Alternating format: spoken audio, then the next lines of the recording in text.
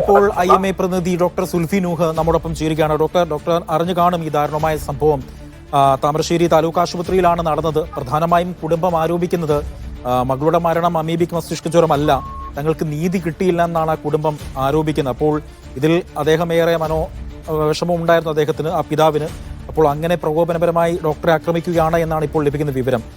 IMAയുടെ ഒരു പ്രതികരണം എന്താണ് ഈ ഘട്ടത്തിൽ? ഇക്കാര്യത്തിൽ ആശുപത്രിയിൽ മരണങ്ങൾ ഉണ്ടാകുന്നതിന് പലതരത്തിലും മരണം ഉണ്ടാകുന്നത് ഒരു സ്വാഭാവികമായ ഒരു കാര്യം ആണ്. നമ്മൾ ചികിത്സിക്കുമ്പോൾ ഗുരുതര രോഗ സ്വഭാവമുള്ള ആൾക്കാർക്ക് മരണം ഉണ്ടാകാനുള്ള സാധ്യതയുണ്ട്. ആ കാര്യങ്ങൾക്ക് നമ്മളെ ഡോക്ടറെയോ അല്ലെങ്കിൽ മറ്റേതെങ്കിലും ആരോഗ്യ പ്രവർത്തകരെയോ ആക്രമിക്കുക എന്ത് കാരണമാണെങ്കിലും, ചികിത്സാ പിഴവിട്ടെന്നോ അല്ലെങ്കിൽ എന്താ പറയാ അനാസ്ഥയുണ്ടെന്നോ ഒക്കെ തന്നെ പറയുന്നതൊക്കെ മറ്റൊരു കാര്യമാണ്. അത് ടോട്ടലി ഒരു ഡിഫറെന്റ് കാര്യമാണ്.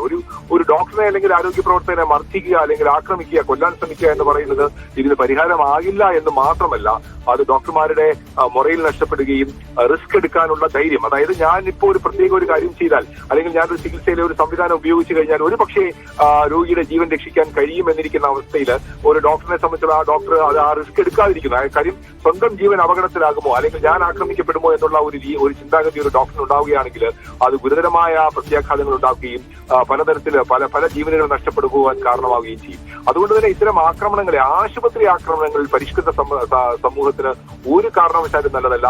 അതിന് ഉരുക്കുമുഷ്ടി കൊണ്ട് നേരിടണം. ശക്തമായ നിയമം നമ്മുടെ ഇപ്പോൾ നിലവിലുണ്ട്. പക്ഷെ അത് ശക്തമായി ഇംപ്ലിമെന്റ് ചെയ്യുകയും ഇത്തരം ആക്രമണങ്ങൾക്കെതിരെ ശക്തമായ നിലപാട് പൊതുസമൂഹം എടുക്കുകയും ചെയ്യണം എന്നുള്ളതിന് സംശയമില്ല. ആക്രമണം ഒന്നിനും പരിഹാരമല്ല. ചികിത്സയിൽ പലപ്പോഴും അറിയാമല്ലോ, അമീബിക് മെനിഞ്ചോഎൻസെഫലൈറ്റിസ് പോലെയുള്ള രോഗത്തിന് മരണം സംഭവിക്കുവാനുള്ള സാധ്യത വളരെ വളരെ കൂടുതലായി നിൽക്കുന്ന ഒരു സാഹചര്യത്തിൽ ഡോക്ടറിനെ ആക്രമിക്കുന്നത് കൊണ്ട് എന്ത് നേട്ടമാണ് നമ്മുടെ സമൂഹത്തിന് ഉണ്ടാകുന്നത്? കോട്ടം മാത്രമല്ലേ ഉണ്ടാകുകയുള്ളൂ. അതോടൊപ്പം തന്നെ അങ്ങനെ ആക്രമിക്കുമ്പോൾ ആ അധ്യാപക വിഭാഗത്തിലുള്ള മറ്റ് രോഗികളുടെ ചികിത്സ വൈകുന്നു, മറ്റ് ബുദ്ധിമുട്ടുകൾ ഉണ്ടാകുന്നു. ഒരു ഡോക്ടറിനെ ആക്രമിക്കുന്നതിലൂടെ അത് ഒരു വിഷയത്തിനും പരിഹാരമാകുന്നില്ല എന്ന് മാത്രമല്ല, എക്സിസ്റ്റിംഗ് സംവിധാനങ്ങൾ കൂടുതൽ തകരാറിലായി പോവുക മാത്രമേ ഉള്ളൂ.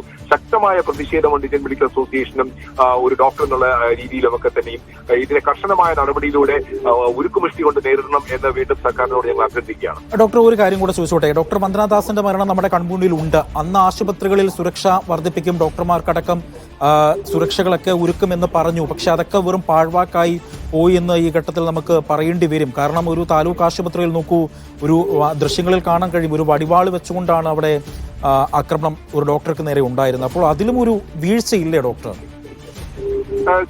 നമ്മുടെ ഡോക്ടർ വന്ദനാദാസിന്റെ മരണത്തിന് ശേഷം നമ്മളൊരു കോഡ് ഗ്രേ പ്രോട്ടോകോൾ എന്നുള്ള ഒരു സംവിധാനം, അതായത് CCTV സംവിധാനങ്ങള് അല്ലെങ്കിൽ നമ്മുടെ ഉദ്യോഗസ്ഥർ, സെക്യൂരിറ്റി ഉദ്യോഗസ്ഥർ, അല്ലെങ്കിൽ ഒരുപക്ഷെ ആക്രമണം ഉണ്ടായാൽ ഉടനെ ചെയ്യേണ്ട കാര്യങ്ങളിലേക്ക് തുടങ്ങിയ ഒരു സംവിധാനം നമ്മൾ രൂപരേഖ തയ്യാറാക്കിയിരുന്നു. പക്ഷെ എല്ലാ ആശുപത്രികളിലും കൃത്യമായി നടപ്പിലാക്കാൻ കഴിഞ്ഞിട്ടില്ല എന്നുള്ളൊരു വസ്തുത തന്നെ നിലനിൽക്കുകയാണ്.